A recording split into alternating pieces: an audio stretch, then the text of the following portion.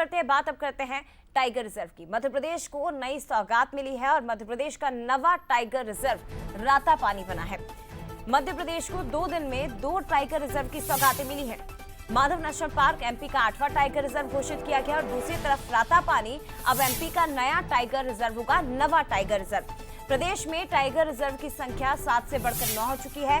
खास बात यह है कि स्थानीय ग्रामीणों को पर्यटन से नए रोजगार मिलेंगे। एमपी में पर्यटन बढ़ेगा, ग्रामीणों को रोजगार मिलेगा। इको टूरिज्म के जरिए ग्रामीणों को फायदा होगा, उनकी आर्थिक स्थितियां बेहतर होंगी।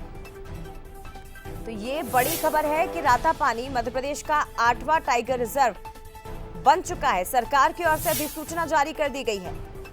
पर्यटन की गतिविधियां बढ़ेंगी, स्थानीय रोजगार सृजित होंगे, ग्रामीणों को रोजगार मिलेगा, उनकी आर्थिक स्थिति बेहतर होगी। हालांकि खास बात आपको ये भी बता दें कि 2008 में इसका प्रस्ताव बना था, लेकिन इसे टाइगर रिजर्व बनाने में 16 साल लग गए। एक लंबा समय बीत चुका है, पर अब बड़ी बात यह है कि सौगात मिली है टाइगर रिजर्व की और वन्य प्राणियों का बेहतर ढंग से प्रबंधन भी अब किया जा सकेगा। ग्रामीणों को इको विकास के माध्यम से लाभ प्राप्त होगा। सीधे रुक करते हैं, हमारे साथ रंजना दुबे इस वक्त लाइव जुड़ गई। रंजना, 2 दिन के अंदर 2 नए टाइगर रिजर्व एमपी को मिले हैं।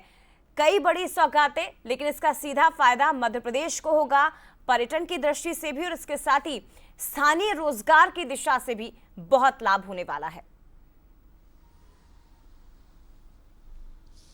जी जय, बिल्कुल सही कहा आपने, क्योंकि मध्य प्रदेश पर्यटन की दृष्टि से अगर देखा जाए तो वैसे ही बहुत ज्यादा धनवान भी है और बड़ी संख्या में जो पर्यटक है मध्य प्रदेश का रुख भी करते हैं। लेकिन अब एक और सौगात, और जैसा आपने जिक्र किया कि अभी 2 दिनों में लगातार 2 नए टाइगर रिजर्व की सौगात मध्य प्रदेश को मिली है और इसमें अब राजधानी भोपाल से सटा हुआ जो रातापानी अभ्यारण्य है वो पर्यटन में और ज्यादा चार चांद लगाते हुए नजर आएगा, क्योंकि लंबा इंतजार था, लोग इंतजार भी कर रहे थे कि रातापानी अभ्यारण्य को टाइगर रिजर्व का दर्जा मिले और अब सालों का वो इंतजार है वो खत्म हो गया है। और इसी के साथ ही स्थानीय स्तर पर जो रोजगार की असीम संभावनाएं हैं वो नजर आएंगी, क्योंकि जो स्थानीय लोग हैं, जो ग्रामीण है, वहां पर लंबे समय से रह रहे थे, वहां पर जब बड़ी संख्या में पर्यटक आएंगे तो रोजगार की संभावनाएं वहां पर होंगी और जो इको टूरिज्म है उसकी संभावनाएं भी वहां पर बहुत बड़े स्तर पर बढ़ती हुई नजर आएंगी। लेकिन इसके साथ ही जो रातापानी टाइगर रिजर्व अब बन गया है उसकी जो पहचान है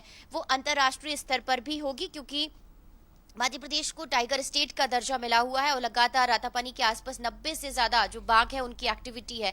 ऐसे में अब जब लोग वहां पर आएंगे तो ना सिर्फ बाघों का दीदार कर सकेंगे, बल्कि जो खूबसूरत नज़ारे हैं और खूबसूरती है रातापानी टाइगर रिजर्व की, उससे भी वाकिफ हो सकेंगे। और ऐसे में बड़ी संख्या में अब जो वन्य प्राणी है उनकी इजाफा होने की उम्मीद भी है और खास करके जब बजट मिलेगा टाइगर रिजर्व के लिहाज से तो जो वन्य प्राणियों का प्रबंधन है वो और ज्यादा बेहतर तरीके से हो सकेगा। तो इसका दर्जा मिलने के साथ ही कई तरह की जो सुविधाएं हैं और कई तरह से जो रोजगार की संभावनाएं हैं वो भी अब आने वाले समय में बढ़ती हुई नजर आएंगी और एक बदली हुई तस्वीर रोजगार के लिहाज से और पर्यटन के लिहाज से नजर आएंगी। जया, निश्चित तौर पर रंजना, भले इंतजार बहुत लंबा हो गया हो, लेकिन अब जब सौगात मिली है तो कई तरह के लाभ इसके चलते होंगे, क्योंकि राजधानी की पहचान अगर टाइगर रिजर्व से है तो अंतर्राष्ट्रीय स्तर पर इसे एक अलग तरह की उपाधि मिलेगी, अलग तरह की पहचान मध्य प्रदेश की होगी। और नवा टाइगर रिजर्व रातापानी घोषित हुआ है जो रोजगार की दिशा से, पर्यटन की दिशा से, हर तरह से बहुत बेहतर होने वाला है। फिलहाल शुक्रिया आपका तमाम जानकारी साझा करने के लिए।